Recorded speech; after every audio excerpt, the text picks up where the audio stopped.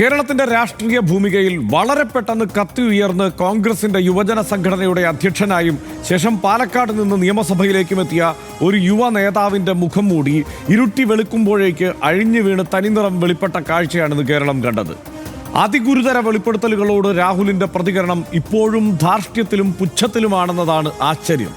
യുവതിയെ ഗർഭഛിദ്രത്തിന് നിർബന്ധിക്കുന്ന ഞെട്ടിക്കുന്ന ഓഡിയോയും ഇന്ന് പുറത്തു വന്നു. സമാന സ്വഭാവത്തിലുള്ള ചാറ്റുകളും കോൺഗ്രസ് നേതൃത്വത്തിന് പരാതിയായി നേരത്തെ തന്നെ ലഭിച്ചിരുന്നു. അതിനിന്ദ്യമായ ഭാഷയിലാണ് അതിലും രാഹുലിന്റെ പ്രതികരണം. എന്നിട്ടും നേതൃത്വം കുറ്റകരമായ മൗനം തുടർന്നതിന്റെ അനന്തരഫലമാണ് ഈ നാണം കെട്ട രാജി. ഗത്യന്തരമില്ലാതെ പ്രതിപക്ഷ നേതാവ് വി.ഡി. സതീശൻ രാഹുലിനെ തള്ളി. പക്ഷേ രാഹുൽ മാങ്കൂട്ടത്തിലിന്റെ രാഷ്ട്രീയ കർത്തൃത്വം വഹിച്ചിരുന്ന ഷാഫി പറമ്പിൽ ഒന്നും പറയാതെ ഡൽഹിയിൽ നിന്ന് ബീഹാറിലേക്ക് പറന്നു. ആദ്യം RDX റാപ്പ് കാണാം. പല കോണുകളിൽ നിന്ന് ലൈംഗിക ആരോപണങ്ങൾ പൊന്തി വന്ന് പാർട്ടിക്ക് തന്നെ മാനക്കേടായതോടെയാണ് രാഹുൽ മാങ്കൂട്ടത്തിലിന് മുന്നിലെ വഴി അടഞ്ഞത്. യൂത്ത് കോൺഗ്രസ് സംസ്ഥാന അധ്യക്ഷ സ്ഥാനം ഒഴിയാൻ AICC നേതൃത്വം രാഹുലിനോട് ആവശ്യപ്പെട്ടു. 5 സ്റ്റാർ ഹോട്ടലിലെ മുറിയിലേക്ക് തന്നെ വിളിച്ചെന്ന റിനിയുടെ വെളിപ്പെടുത്തലോടെയാണ് രാഹുൽ വീണതെങ്കിലും AICC നേതൃത്വത്തിന് മുന്നിൽ നേരത്തെ തന്നെ പരാതി പ്രളയമാണ്. ദീപാദാസ് മുൻഷിക്ക് മുന്നിലുള്ളത് 9 പരാതികൾ. കൂസലേതുമില്ലാതെ അടൂരിലെ വീട്ടിൽ വെച്ച് മാധ്യമങ്ങളെ കണ്ട രാഹുൽ ആരോപണങ്ങളെല്ലാം നിഷേധിച്ചു. പകരം പരാതി ഉന്നയിച്ചവരെ വെല്ലുവിളിച്ചുകൊണ്ടായിരുന്നു പ്രതികരണം. യുവനടി റിനി ആൻ ജോർജ് പറഞ്ഞത് തന്നെക്കുറിച്ചല്ല, തനിക്കെതിരെ എവിടെയും ആരും പരാതി കൊടുത്തിട്ടില്ല, മെസ്സേജ് അയച്ചതിന് വി.ഡി. സതീശൻ ശാസിച്ചിട്ടില്ല തുടങ്ങി എല്ലാത്തിനും ന്യായീകരണങ്ങൾ. ചോദ്യങ്ങൾ പലതിനോടും ഉരുണ്ടുകളിച്ചു മറുപടി. രാഹുലിനെതിരെ ആദ്യം ഉയർന്ന പരാതികളിൽ KPCC തീർപ്പുണ്ടാക്കിയില്ലെന്ന അമർഷം ദേശീയ നേതൃത്വത്തിനുണ്ട്. ഒടുവിൽ മൗനത്തിലായിരുന്ന വി.ഡി. സതീശനും ഗതികെട്ട് മാങ്കൂട്ടത്തിലിനെ തള്ളിപ്പറഞ്ഞു. RDX rap news Malayalam.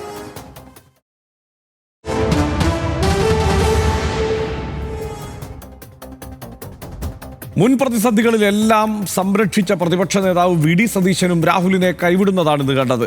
ഒരു വിട്ടുവീഴ്ചയുമില്ലാതെ കർശനമായി തന്നെ വിഷയം പാർട്ടി കൈകാര്യം ചെയ്യുമെന്നും അതിന് താൻ തന്നെ നേതൃത്വം നൽകുമെന്നും വി.ഡി. സതീശൻ പറഞ്ഞു. മെസ്സേജ് അയച്ചതിന്റെ പേരിൽ തൂക്കിക്കൊല്ലാനാകില്ലെന്നും വി.ഡി. സതീശൻ പറഞ്ഞു.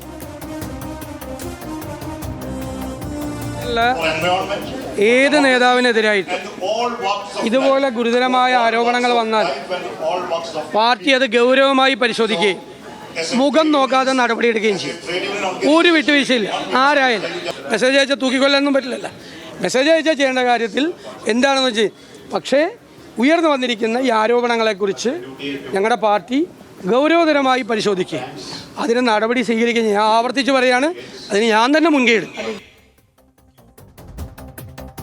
പാർട്ടി പൂർണ്ണമായും കൈവിട്ടതിന് പിന്നാലെയാണ് യൂത്ത് കോൺഗ്രസ് അധ്യക്ഷ സ്ഥാനം രാഹുൽ മാങ്കൂട്ടത്തിൽ ഒഴിഞ്ഞത്. തനിക്കെതിരെ നിയമപരമായി ഒരു പരാതിയുമില്ലെന്നായിരുന്നു രാഹുലിന്റെ ന്യായീകരണം. മാധ്യമപ്രവർത്തകരുടെ പല ചോദ്യങ്ങൾക്കും മറുപടി പറയാതെ രാഹുൽ മാങ്കൂട്ടത്തിൽ ഉരുണ്ടുകളിക്കുകയായിരുന്നു.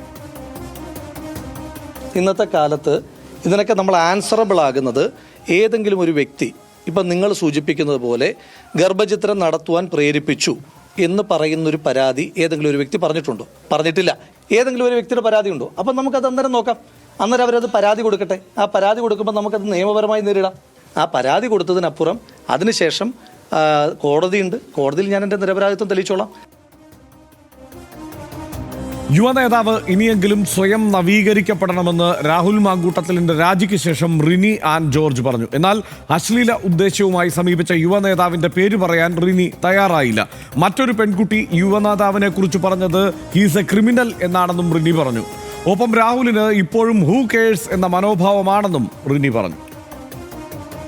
എനിക്ക് വ്യക്തിപരമായ ഒരു താല്പര്യങ്ങളും ഇല്ല.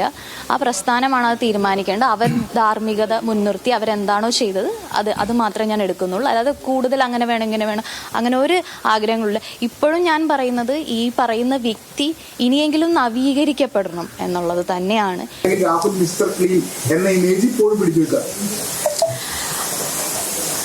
അതങ്ങനെ പറയാനല്ലേ സാധിക്കുള്ളൂ. വ്യക്തമായിട്ട് അറിയാമല്ലോ എന്ത് ആറ്റിറ്റ്യൂഡാണെന്നുള്ളത്. ഹൂ കെയേഴ്സ് എന്നുള്ളൊരു ആറ്റിറ്റ്യൂഡാണെന്നുള്ളത് വ്യക്തമായിട്ട് അറിയാമല്ലോ. സമൂഹ മാധ്യമങ്ങളിൽ വളരെയധികം കാര്യങ്ങൾ വന്നപ്പോഴാണ് ഞാൻ കുറച്ച് വ്യക്തമായിട്ട് ഇത് മനസ്സിലാക്കുന്നത്. അതിനുശേഷം പൂർണ്ണമായിട്ടും ബ്ലോക്ക് ചെയ്തിട്ടുണ്ട്. ബാംഗ്ലൂരുവിലോ ഹൈദരാബാദിലോ എത്തിച്ച് ബലാത്സംഗം ചെയ്യുമെന്ന് രാഹുൽ മാങ്കൂട്ടത്തിൽ ഭീഷണിപ്പെടുത്തിയെന്ന് ട്രാൻസ്വുമൺ അവന്തിക വെളിപ്പെടുത്തി. ന്യൂസ് മലയാളവുമായി മറ്റൊരു പരാതിക്കാരി സംസാരിച്ചുകൊണ്ടിരിക്കെ ഇന്ന് പകലും രാഹുൽ തന്നെ വിളിച്ചു എന്നാണ് അവന്തിക പറഞ്ഞത്. മാസം മുന്നേ എനിക്കിങ്ങനെ ഹായ് മെസ്സേജിൽ തുടങ്ങിയ ഒരു ബന്ധമാണ്. പിന്നീട് എൻ്റെ അടുത്ത് സംസാരിക്കുകയും ഭയങ്കര ലൈംഗിക വൈകൃതമായിട്ടാണ് അയാൾ സംസാരിച്ചത്. അയാൾ പറഞ്ഞു എന്നെ റേപ്പ് ചെയ്യണം, അതും ഇവിടെയെല്ലാം പുറത്തേക്ക് വരാൻ എന്നോട് ആവശ്യപ്പെട്ടിരുന്നു. ഹൈദരാബാദും ബാംഗ്ലൂർ എല്ലാവരും അവിടെ എല്ലാം ഹോട്ടലിൽ റൂം എടുത്തിട്ട് നിന്നെ എനിക്ക് റേപ്പ് ചെയ്യണ പോലെ ചെയ്യണമെന്നാണ് എൻ്റെ അടുത്ത് ആവശ്യപ്പെട്ടിരുന്നത്. കണ്ടതിന് ശേഷം അത് ഡിലീറ്റായി പോകുന്ന രീതിയിലുള്ള മെസ്സേജുകൾ എനിക്ക് അയക്കുന്നത്. അത് ടെലഗ്രാം വഴിയാണ് എനിക്ക് മെസ്സേജ് അയച്ചേക്കുന്നത്. അത് നമ്മൾ ഒന്ന് സീൻ ചെയ്ത് അപ്പോൾ തന്നെ മെസ്സേജ് അൺസെൻഡായി പോകുന്ന അവസ്ഥയാണുള്ളത്. ആരോപണം ഉന്നയിക്കുന്നവർ ധൈര്യത്തോടെ യുവരാഷ്ട്രീയ നേതാവിന്റെ പേര് വെളിപ്പെടുത്തണമെന്ന് മന്ത്രി വി ശിവൻകുട്ടി പറഞ്ഞു. പേര് വെളിപ്പെടുത്തുന്നതിൽ പേടി വേണ്ടെന്നും സർക്കാർ സംരക്ഷിക്കുമെന്നും മന്ത്രി പറഞ്ഞു. ഈ ആക്ഷേപങ്ങൾ ഉന്നയിച്ചിരിക്കുന്ന സഹോദരിമാർ ധൈര്യത്തോടു കൂടി അവരുടെ പേര് വെളിപ്പെടുത്തണം. അവർ ഒരു തരത്തിലുള്ള ഭയമോ ഭീതിയോ ഉണ്ടാവേണ്ട ഒരു കാര്യവുമില്ല. അവർക്ക് പൂർണ്ണ പിന്തുണയും സംരക്ഷണവും ഗവൺമെൻറ് നൽകും. നീതി ഉറപ്പാക്കുവാൻ സർക്കാർ പ്രതിജ്ഞാബദ്ധമാണ്. ആരോപണം ഉന്നയിക്കപ്പെടുന്നവർക്ക് പേര് വെളിപ്പെടുത്തുവാൻ ബുദ്ധിമുട്ട് ഉണ്ടെങ്കിൽ പോലും പോലീസ് പരാതി നൽകാൻ അവർക്ക് കഴിയും. പോലീസ് കേസ് രജിസ്റ്റർ ചെയ്യുകയും അന്വേഷണം നടത്തുകയും ചെയ്യും. രാഹുൽ മാങ്കൂട്ടത്തിനെതിരെ പരാതികൾ കുമിഞ്ഞുകൂടിയതോടെ ജനരോഷം അണപൊട്ടി. പാലക്കാട് മഹിളാ മോർച്ചയുടെ നേതൃത്വത്തിൽ പൂവൻ കോഴികളുമായി MLA ഓഫീസിലേക്ക് മാർച്ച് നടത്തി.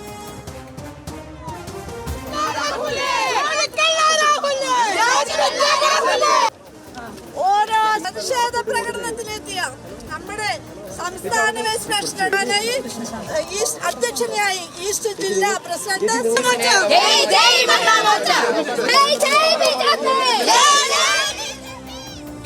അടൂരിലും തിരുവനന്തപുരത്തും DYFIയുടെ പ്രതിഷേധ മാർച്ചിൽ വൻ സംഘർഷവും ഉണ്ടായി.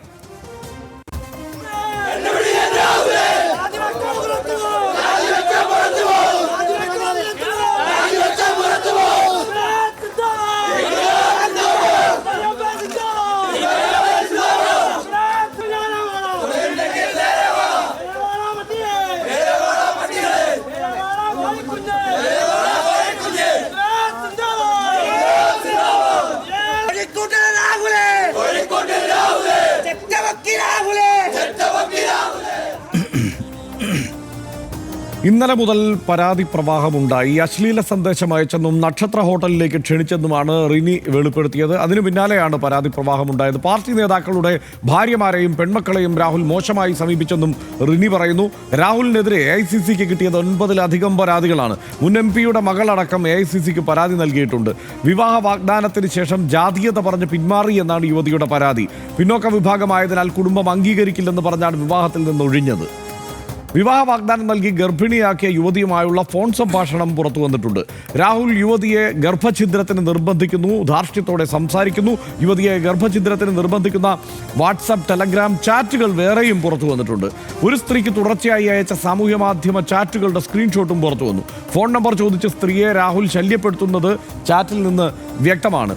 മോശം ഉദ്ദേശത്തോടെ ചാറ്റ് ബോക്സിൽ രാഹുൽ എത്തിയെന്ന് പ്രവാസി എഴുത്തുകാരിയായ ഹണി ഭാസ്കറും പറഞ്ഞിട്ടുണ്ട്.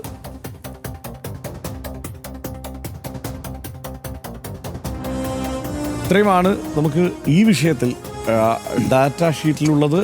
ഇതൊക്കെ ഡാറ്റാ ഷീറ്റിൽ ഇങ്ങനെ നാട്ടുകാരെ അറിയിക്കേണ്ടി വരുന്നു എന്നുള്ള ഒരു ഗതികേട് ഉണ്ട് എന്നുള്ളതാണ് യാഥാർത്ഥ്യം. സനീഷ്, സ്വാഭാവികമായും ഒരു ആരോപണമൊക്കെ ഉയർന്നാൽ ധാരാളം രാഷ്ട്രീയ നേതാക്കൾക്കെതിരെയൊക്കെ ഇത്തരം ആരോപണങ്ങളൊക്കെ ഉയരാറുണ്ട്. ആ ആരോപണങ്ങളിൽ നിന്നെല്ലാം ഈ രാഹുൽ മാങ്കൂട്ടത്തിനെതിരെ ഉയർന്നിരിക്കുന്ന ആരോപണങ്ങൾ ഏറെ വ്യത്യസ്തമാണ്. അതിൽ ഏറ്റവും പ്രധാനപ്പെട്ട കാര്യം തന്നെ ആര് സമീപിച്ചാലും അവരോടെല്ലാം ഈ മട്ടിൽ പെരുമാറുന്നു എന്നുള്ള ഒരു പ്രശ്നം. അതായത് ചില ബന്ധങ്ങളുണ്ടാവാം, ആളുകൾക്ക് റിലേഷൻഷിപ്പ് ഇഷ്യൂസ് ഉണ്ടാവാം. അതൊക്കെ സ്വാഭാവികമാണ്. അത്തരത്തിലെ ആരോപണങ്ങളും പ്രത്യാരോപണങ്ങളും ഒക്കെ ഉണ്ടാവാം. അത് ചിലപ്പോൾ വഴക്കുകളും കേസും ഒക്കെ ആയി മാറാം. പക്ഷേ ഇതങ്ങനെയല്ല ഈ വിഷയത്തിൽ സംഭവിച്ചിരിക്കുന്നത്. ഇത് ഒരു തരത്തിലും ഒരു പൊതുപ്രവർത്തന രംഗത്ത് ഇത്തരം വൈകല്യമുള്ള ഒരാൾ തുടരാൻ പാടില്ല എന്ന് തന്നെ തോന്നിപ്പിക്കുന്നതാണ് രാഹുലിൻ്റെ പ്രവൃത്തി. അതുമാത്രമല്ല, രാഹുൽ കൂടി ഉത്തരവാദിയായ ഒരു വിഷയത്തിൽ ചെന്ന് പെടുമ്പോൾ നടത്തുന്ന പ്രതികരണം കൂടി കേൾക്കുമ്പോൾ നമ്മൾ ഞെട്ടിപ്പോകുന്നു. നിശ്ചയമായിട്ടും. അതായത് ഇതിപ്പോൾ ഒരു സങ്കടകരമായ സാഹചര്യമാണ് നമുക്ക്. കാരണം നമ്മളെ RDX എപ്പോഴും രാഷ്ട്രീയ വിഷയങ്ങൾ, രാഷ്ട്രീയ പ്രസ്ഥാനങ്ങളെക്കുറിച്ചും രാഷ്ട്രീയവുമായി ബന്ധപ്പെട്ട വ്യക്തികളെക്കുറിച്ചും ചർച്ച ചെയ്യുക എന്നതാണ് നമ്മളെപ്പോഴും ഇതുവരെ എനിക്ക് തോന്നുന്നു നമ്മൾ ചെയ്തിട്ടുള്ളത്. കുറേ കാലത്തായിട്ട് എല്ലാ മാധ്യമങ്ങളും അങ്ങനെയാണ് ചെയ്യുന്നത്. ഇത് പക്ഷേ ഒരു വ്യക്തികളുടെ പെർവേർഷനെ കുറിച്ച് നമ്മൾ സംസാരിക്കേണ്ടി വരിക എന്നതിനകത്ത് അത് പക്ഷേ രാഷ്ട്രീയ പ്രശ്നവുമായിട്ട് ചേർന്ന് കിടക്കുന്നതുകൊണ്ട് നമുക്ക് ചെയ്യാതിരിക്കാനും വയ്യ.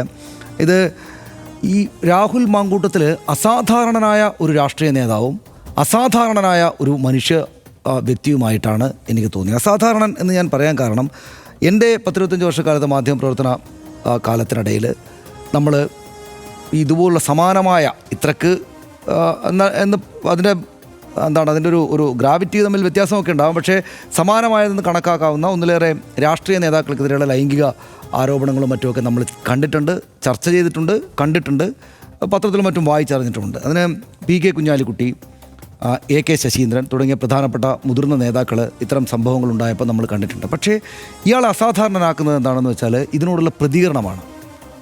അതായത് ഇങ്ങനെ വളരെ സ്വകാര്യമായതും കുഴപ്പം പിടിച്ചതുമായിട്ടുള്ള ലൈംഗിക അതിക്രമത്തിൻ്റെ സ്വഭാവമുള്ള സംഗതികളിൽ പെടുന്ന നേതാക്കൾ എങ്ങനെയാണോ അത്തരം സംഭവങ്ങൾക്ക് ശേഷം കേരളമാകെ ചർച്ച ചെയ്യപ്പെട്ടതിന് ശേഷം പ്രതികരിക്കുക, അതിൽ നിന്നും അങ്ങേയറ്റം അസാധാരണമായ വിധം ആണ് ഈ രാഹുൽ മാങ്കൂട്ടത്തിൻ്റെ പ്രതികരണം ഉണ്ടായത് എന്നതാണ് എന്നെ അത്ഭുതപ്പെടുത്തിയത്. എല്ലാവരും അത്ഭുതപ്പെടുത്തിയെന്നാണ് ഞാൻ വിചാരിക്കുന്നത്. മനുഷ്യർക്ക് പ്രണയപ്രശ്നങ്ങളുണ്ടാകാം, പ്രണയമില്ലാതെയുള്ള സെക്സും പ്രണയത്തോടെയുള്ള സെക്സും ഒക്കെ ചേർന്നുള്ള പ്രശ്നങ്ങളുണ്ടാകാം. അതൊക്കെ സ്വാഭാവികമായിട്ടുള്ള സാഹചര്യങ്ങളാണ്. മനുഷ്യർക്കിടയിൽ അതുണ്ട്, അതൊരു വസ്തുതയാണ്. അത് ലോകത്തിലെവിടെയായാലും മനുഷ്യർക്കിടയിൽ അതുണ്ട്. പക്ഷേ ഇത് അതിൽ നിന്നെല്ലാം മാറി നിൽക്കുന്ന ഒരു കാര്യമാണ്. പക്ഷേ നമ്മളിത് കഴിഞ്ഞ ദിവസം പറഞ്ഞാണ്. അതായത് ഇത് ഈ അസാധാരണമായ വിധം ആളുകളെ, അതും ഇന്നയാളെന്നില്ലാതെ അയാളുടെ തന്നെ പാർട്ടിയിലുള്ള നേതാക്കളുടെ, മുതിർന്ന നേതാക്കളുടെ ഭാര്യമാരും പെൺകുട്ടികളും ഒക്കെ 1-2 തവണ സംസാരിച്ചതിന് ശേഷം ഇത്തരത്തിലുള്ള മെസ്സേജുകൾ അയക്കുകയും ഈ തരത്തിൽ ഇടപെടുകയും ചെയ്യുന്നു എന്നത് ആവർത്തിച്ച ആളുകൾ വന്ന് പറയുന്നു. അതിനുള്ള ഉദാഹരണങ്ങൾ ഇന്ന് ധാരാളമായിട്ട് തെളിവുകൾ വരികയും ചെയ്യുന്നു. AICC തന്നെയും ഇടപെട്ടിട്ട് മാറി നിൽക്കുമെന്ന് പറയുന്നു. ഒരാൾ പോലും, അയാളുടെ ഏറ്റവും അടുത്ത സുഹൃത്തായിട്ട് അറിയപ്പെടുന്ന ഷാഫി പറമ്പിൽ പോലും വന്ന് അയാളെ സംരക്ഷിക്കാനായിട്ട് വരാതിരിക്കുകയും ചെയ്യുന്നു. എല്ലാവർക്കും എല്ലാം പച്ചവെള്ളം പോലെ തെളിയുന്ന സാഹചര്യത്തിലും ഇയാൾ വന്ന് നിന്നത് കണ്ടോ ക്യാമറ മുമ്പിൽ? ഒരു ഔദ്ധത്യം കലർന്ന നിൽപ്പായിരുന്നു അത്. ചർച്ച ചെയ്ത മാധ്യമങ്ങളെ, ചാനലുകളെ പേരെടുത്ത് പറഞ്ഞിട്ട് സംസാരിക്കുകയാണ്, മറ്റൊന്നും സംഭവിച്ചിട്ടില്ലാത്തതുപോലെ.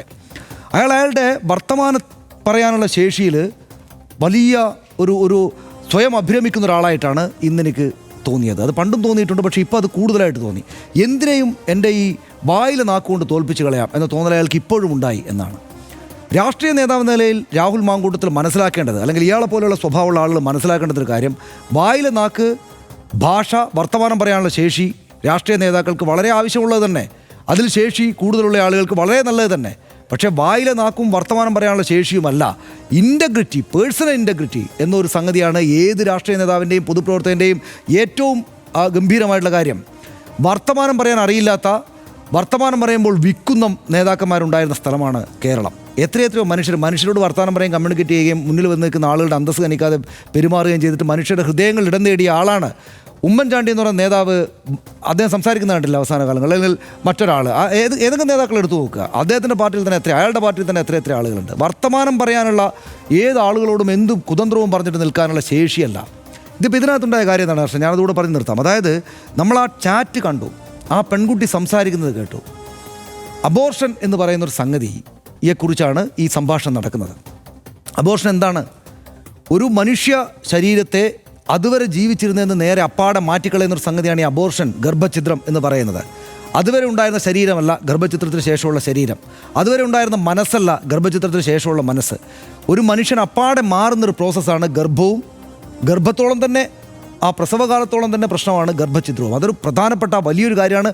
ആധുനിക കാലത്ത് അതിനെ വളരെ ഗൗരവത്തോടു കൂടിയിട്ടാണ് വ്യക്തികളും ആളുകളെല്ലാം പറയുന്നത്. അത്തരമൊരു കാര്യം അതിന് ഉത്തരവാദിയായിട്ടുള്ള, എന്നെപ്പോലെ തന്നെ ഉത്തരവാദിയായി നീയും എന്ന് ചാറ്റിൽ ആ സ്ത്രീ പറയുന്നുണ്ട്.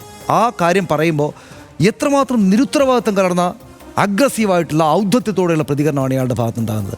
ആ വർത്തമാനത്തിൽ, ഓഡിയോയിലാണെങ്കിലും അതെ, ആ ചാറ്റിലാണെങ്കിലും അതെ. അതായത് ഒരു കരയുന്ന ഒരാളെ നമുക്ക് കാണാം ആ ചാറ്റിനകത്ത്. അവരെഴുതുകയാണ്, എൻ്റെ അമ്മയെ കാണുമ്പോൾ എനിക്ക് സങ്കടം വരുന്നു, എനിക്ക് കുട്ടിയോട് ഇമോഷണലി ബന്ധമുണ്ട് എന്നെഴുതുകയാണ്. അപ്പോൾ അതിനോടുള്ള പ്രതികരണം ഐ ക്വിറ്റ് എന്നാണ്, ഞാൻ ഒഴിവാകുന്നു. എങ്ങനെയാണത് പറ്റുക? ഒരാൾക്ക് എങ്ങനെയാണത് പറ്റുക? ഒരാൾക്ക് എങ്ങനെയാണ് ആ ഉത്തരവാദിത്തം ഏറ്റെടുക്കാൻ പറ്റാതിരിക്കുക? അത് സംസാരത്തിൽ ഞാൻ നേരത്തെ പറഞ്ഞു, പ്രണയത്തിൽ പ്രശ്നങ്ങളുണ്ടാകാം, പ്രണയമുള്ള സെക്സിൽ പ്രശ്നങ്ങളുണ്ടാകാം, പ്രണയമില്ലാതെയുള്ള സെക്സിൽ പ്രശ്നങ്ങളുണ്ടാകാം, മനുഷ്യർക്കിടയിൽ സഹജമാണത്. അത് മറികടന്നു പോകാൻ ഉള്ള അന്തസ്സ് എന്നത് കാണിക്കേണ്ടതാണ്. അത് സാധാരണ മനുഷ്യൻ കാണിക്കേണ്ടതാണ്. സാധാരണ മനുഷ്യർ കാണിക്കും. രാഷ്ട്രീയ നേതാക്കൾക്കും പൊതു ജീവിതമുള്ള മനുഷ്യർക്കും അതേക്കാൾ വലുതായിട്ടുള്ള ഉത്തരവാദിത്തം അതിനകത്തുണ്ട്. ഇയാൾ എന്താണ് ഈ ചെയ്തിരിക്കുന്നത്? അതിനകത്ത് നഗ്നമായിട്ട് ഈ കാര്യം അപ്പാടെ തന്നെയും ആളുകളുടെ മുന്നിലേക്ക് വന്നു. ഞാൻ വിചാരിക്കുന്നു AK ശശീന്ദ്രൻ, PK കുഞ്ഞാലിക്കുട്ടി, ജോസ് തെറ്റയിൽ ലൈംഗിക ആരോപണങ്ങൾ ഉയർന്ന ഒരുപാട് ആളുകളുണ്ടായിട്ടുണ്ട്. ഈ കാര്യം പക്ഷേ അവരെല്ലാം ബഹുദൂരം പിന്നിലാക്കി കളഞ്ഞില്ലേ? നമ്മൾ ഈ പറയുന്ന മുഴുവൻ ആളുകളും ഇയാളുടെ തലമുറയേക്കാൾ മുമ്പുള്ള തലമുറയുടെ മറ്റൊരു തരം പുരുഷ സ്ത്രീ രാഷ്ട്രീയം ഉണ്ടായിരുന്ന കാലത്തെ നേതാക്കളാണ് അല്ലേ? അങ്ങനെയുള്ളൊരു മറ്റൊരു തരം സൂക്ഷ്മ രാഷ്ട്രീയം ഉണ്ടായിരുന്ന കാലത്തെ നേതാക്കൾ. ഈ പെൺകുട്ടികൾ അവരവരുടെ പൊളിറ്റിക്സ് വന്ന് പറയുന്ന സ്ത്രീ രാഷ്ട്രീയമൊക്കെ വളരെ പ്രബലമായിട്ടുള്ള, ഞാൻ നേരത്തെ പറഞ്ഞ ശരീരത്തിൻ്റെ രാഷ്ട്രീയവും അബോർഷൻ രാഷ്ട്രീയമൊക്കെ ആ നിലയ്ക്ക് ചർച്ച ചെയ്യപ്പെടുന്ന, അതേക്കുറിച്ച് അറിയാവുന്ന ഈ കാലത്ത് അയാൾ എന്താ ചെയ്ത് വെച്ചിരിക്കുന്നത്? എന്നിട്ട് ഇയാൾ അതിനും ശേഷം വന്നിട്ട് ഇങ്ങനെ ഈ പ്രതികരണത്തിലെ അസാധാരണത്വം, ഇയാളെ അസാധാരണമാം വിധം ഒരു കുഴപ്പക്കാരനായ ആളാണല്ലോ എന്ന് തൊലിയുരിച്ച് പൊതുസമൂഹത്തിന് മുന്നിൽ നിർത്തി എന്നാണ് ഞാൻ വിചാരിക്കുന്നത്. ഇതിനകത്ത് കോൺഗ്രസ് പാർട്ടിയെ ഞാൻ അഭിനന്ദിക്കും. കാരണം കോൺഗ്രസ് പാർട്ടി ഒട്ടും വൈകാതെ, എന്ന് വെച്ചാൽ ഒരു പരാതി വന്ന് മാധ്യമങ്ങൾ സജീവമായിട്ട് ചർച്ച ചെയ്തിട്ട് ഒരു ദിവസത്തിനപ്പുറത്തേക്ക് കടക്കാതെ അയാളെ ഒരു പദവിയിൽ നിന്ന് മാറ്റി നിർത്തി. അടുത്ത പദവിയിൽ നിന്ന് മാറ്റി നിർത്തണമെന്ന അഭിപ്രായമുള്ള ആളാണ് ഞാൻ. ഒരു പദവിയിൽ നിന്ന് മാറ്റി നിർത്തി. അതുകൊണ്ട് കോൺഗ്രസ് നേതൃത്വത്തോട് നിങ്ങൾ ചെയ്തത് നന്നായി എന്ന് പറയണം എന്നാണ് ഞാൻ വിചാരിക്കുന്നത്. പക്ഷേ അപ്പോഴും ഇയാൾ 3-4 വർഷം മുമ്പ് ഇങ്ങനെയൊക്കെ ചെയ്തിരുന്നു എന്നാണ് ഈ പെൺകുട്ടികൾ പറയുന്നത്. ഇതൊക്കെ ഈ നേതാക്കന്മാരുടെ ഭാര്യമാരോടും മക്കളോടും ഒരു MP യുടെ മകളോട് മോശമായിട്ട് പെരുമാറുകയും മറ്റും ചെയ്തു എന്ന് വാർത്തയായിട്ട് വന്നില്ലേ? അപ്പോൾ ഇതൊക്കെ ഇവർ എന്തുകൊണ്ടത് ചെയ്തു? അതായത് ഞാൻ ഇന്നലെയുള്ള നമ്മുടെ RDXൽ ഞാൻ ചോദിച്ചു, അതായത് ചെറുപ്പം മുതൽ കണ്ടെടുക്കുന്ന നേതാക്കളുടെ വ്യക്തി സവിശേഷതകൾ, അവരുടെ വ്യക്തിത്വത്തിലെ കുഴപ്പങ്ങൾ, അതെങ്ങനെ പരിഹരിക്കണമെന്നത്, അവരുടെ രാഷ്ട്രീയ വ്യത്യാസത്തിലെ രാഷ്ട്രീയ അഭിപ്രായത്തിലെ വ്യതിയാനങ്ങൾ, ഇതിനെയൊക്കെ പരിഹരിച്ച് നിവർത്തിയിട്ട് മുന്നോട്ട് കൊണ്ടുപോകുന്ന കാര്യമാണ് മുതിർന്ന നേതാക്കളും പാർട്ടി അപ്പാടെയും പ്രസ്ഥാനങ്ങൾ അപ്പാടെയും ചെയ്യുക. അതെന്തുകൊണ്ട് ചെയ്തില്ല എന്ന ചോദ്യം കോൺഗ്രസിന് മുന്നിൽ സജീവമായിട്ട് നിൽക്കുന്നു എന്ന് ഞാൻ വിചാരിക്കുന്നു. ഇനി ഒരിക്കൽ കൂടെ ഇയാൾ തിരുത്തിയിട്ട് വരുമെന്നൊക്കെ ആളുകൾ പറയും. എനിക്ക് പക്ഷേ ഇയാളുടെ പ്രതികരണം കണ്ടപ്പോൾ അയാൾ തിരുത്തുന്ന ഒരാളാണ് എന്ന തോന്നലുണ്ടായിട്ടില്ല എന്ന് തുറന്നു പറഞ്ഞുകൊണ്ട് ഞാൻ ഈ നിർത്തുകയാണ്. ഇത് പൊതുസമൂഹത്തിൻ്റെ മധ്യത്തിലേക്ക് തെളിവുകളോടെ, അതായത് അത് പറയാനൊരാൾ രംഗത്ത് വരികയും ആ നിലയ്ക്ക് പൊതുസമൂഹത്തിന് മുന്നിലേക്ക് എത്തുകയും ചെയ്തതിൻ്റെ തൊട്ടടുത്ത ദിവസം അയാളുടെ രാജി ചോദിച്ചു വാങ്ങിച്ചിട്ടുണ്ട് കോൺഗ്രസ്. അതായത് യൂത്ത് കോൺഗ്രസിൻ്റെ പ്രസിഡന്റ് സ്ഥാനം ചോദിച്ചു വാങ്ങിച്ചിട്ടുണ്ട് എന്നുള്ളത് ചെറിയ കാര്യമല്ല. അതുകൊണ്ട് തന്നെ ആ പ്രസ്ഥാനത്തെ ആ നിലയ്ക്ക് ഈ ഘട്ടത്തിൽ അഭിനന്ദിക്കണം. കാരണം അതിന് വെച്ചരയ്ക്കാൻ നിന്നില്ല, കൂടുതൽ ന്യായീകരണങ്ങൾക്ക് നിന്നില്ല, സംശയമില്ലാതെ രാജി ചോദിച്ചു വാങ്ങുകയാണ് ചെയ്തത്. പക്ഷേ മറ്റൊരു പ്രശ്നം നമുക്ക് മുന്നിലുണ്ട്. കാരണം റിനി 3.5 വർഷം മുമ്പ് പരാതി പറഞ്ഞിട്ടുണ്ട് എന്നാണ് ഞാൻ മനസ്സിലാക്കുന്നത് റിനിയുടെ വാക്കുകളിൽ നിന്ന്. അങ്ങനെ 3.5 വർഷം മുമ്പ് പരാതി പറഞ്ഞിട്ടും അയാൾക്ക് സ്ഥാനമാനങ്ങൾ ലഭിക്കുകയായിരുന്നു പിന്നീടും. അതുകൊണ്ടാണ് ഞാനിത് പറയുന്നത്. മറ്റു സ്ത്രീകൾക്കും ഇത്തരം അനുഭവങ്ങൾ ഉണ്ട് എന്ന് ഞാൻ മനസ്സിലാക്കുന്നു. അതുകൊണ്ടാണ് ഞാനിത് പറയുന്നത് എന്നാണ് റിനി വെളിപ്പെടുത്തിയത്. ഈ 3.5 വർഷങ്ങൾക്ക് ശേഷം ലഭിച്ച സ്ഥാനമാനങ്ങളാണ് യൂത്ത് കോൺഗ്രസിൻ്റെ സംസ്ഥാന പ്രസിഡന്റ് സ്ഥാനമാനമാണ് ഈ പാലക്കാട്ടെ MLA സ്ഥാനം. അപ്പോൾ ഈ സ്ഥാനമാനങ്ങൾ കൊടുത്ത് അയാളെ പരിഗണിച്ചത് ആരാണ് എന്നുള്ള ചോദ്യം ബാക്കിയാണല്ലോ. ആ കാര്യത്തിൽ VD സതീശന് ഒഴിഞ്ഞു മാറാൻ കഴിയില്ല, ഷാഫി പറമ്പിലിന് ഒഴിഞ്ഞു മാറാൻ കഴിയില്ല എന്നുള്ളതാണ് വാസ്തവം. കാരണം ഷാഫി പറമ്പിലും VD സതീശനും എങ്ങനെയാണ്? ഷാഫി പറമ്പിൽ യൂത്ത് കോൺഗ്രസിൻ്റെ സംസ്ഥാന പ്രസിഡന്റ് ആയിരിക്കുന്നു. യൂത്ത് കോൺഗ്രസ് സംസ്ഥാന പ്രസിഡന്റ് പദവിയിൽ നിന്ന് ഷാഫി പറമ്പിൽ മാറുമ്പോൾ അവിടേക്ക് രാഹുൽ മാങ്കൂട്ടത്തിലിനെ കൈപിടിച്ചു കൊണ്ടുവരുന്നു. അത് റീൽസിലൂടെ നാട്ടുകാരെ കൃത്യമായി അറിയിക്കുകയും ചെയ്യുന്നു. അവിടുന്ന് പാലക്കാട് ഒഴിവ് വരുമ്പോൾ പാലക്കാട് തെരഞ്ഞെടുപ്പിൽ പാലക്കാട് നിന്ന് കോഴിക്കോട്ടേക്ക് ഷാഫി പോകുമ്പോൾ പാലക്കാട് മത്സരിക്കാൻ വേണ്ടി രാഹുൽ മാങ്കൂട്ടത്തിലിനെ കൊണ്ടുവരുന്നു, MLA ആക്കുന്നു. അതായത് അതിനുശേഷം ഇരട്ട പദവി എന്നത് കോൺഗ്രസിൽ തുടരേണ്ടതില്ല എന്ന് പല ആവർത്തി നേതാക്കന്മാരും നേതൃത്വവും എല്ലാം ആവർത്തിച്ച് പറഞ്ഞിട്ടുള്ളതാണ്. ആ ഇരട്ട പദവിയിൽ രാഹുൽ മാങ്കൂട്ടത്തിൽ തുടരുന്നു. മുമ്പ് ഷാഫി ചെയ്തതാണ്. അതുകൊണ്ട് തന്നെ രാഹുൽ മാങ്കൂട്ടത്തിലും അതേ മട്ടിൽ തന്നെ തുടരുന്നു. ഒരാളും ചോദിക്കാനും പറയാനുമില്ല. അപ്പോൾ ഇങ്ങനെ കാര്യങ്ങളെ കൊണ്ടുപോയതിൽ ഇവർക്ക് പങ്കുണ്ട്, ആ നേതൃത്വത്തിന് പങ്കുണ്ട്.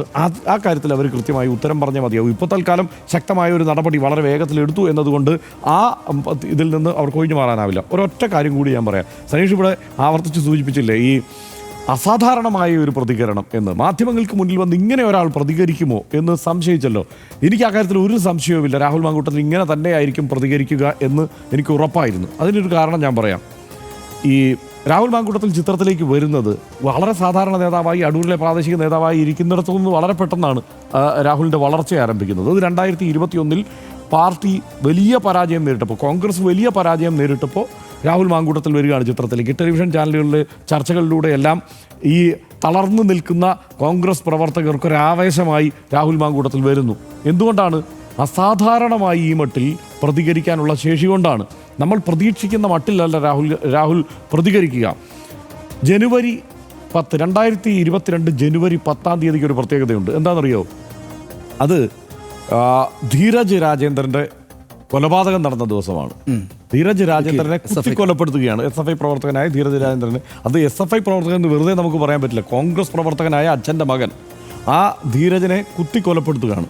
കുത്തിക്കൊലപ്പെടുത്തിയ അത് വസ്തുതയായി നമുക്ക് മുന്നിലുള്ളപ്പോൾ അന്ന് രാത്രി ടെലിവിഷൻ ചർച്ചയിൽ വന്നിരുന്നിട്ട് എല്ലാ ടെലിവിഷൻ ചാനലുകളിലും, എനിക്ക് തോന്നുന്നത് അന്ന് വേറെ കോൺഗ്രസ് പ്രവർത്തകർ പോലും, കോൺഗ്രസ് നേതാക്കൾ അവൈലബിൾ അല്ല, ഈ പറഞ്ഞതുപോലെ 2021 പരാജയത്തിന് ശേഷം എന്നതുപോലെ ആ കുട്ടി കൊല്ലപ്പെട്ട് കിടക്കുകയാണ്, അടക്കിയിട്ടില്ല. അതിനു മുമ്പ് വന്നിരുന്ന് പരസ്യമായി അതിനെ ന്യായീകരിക്കുകയും ധാർഷ്ട്യത്തോടെ സംസാരിക്കുകയും അതിൽ എനിക്ക് ഇപ്പോഴും ഓർമ്മയുള്ള ഒരു ദൃശ്യം എന്ന് പറയുന്നത് സൈമൺ ബ്രിട്ടോയുടെ ഭാര്യ സീന ഭാസ്കർ ഒരു ചർച്ചയിൽ പങ്കെടുക്കുന്നുണ്ട്.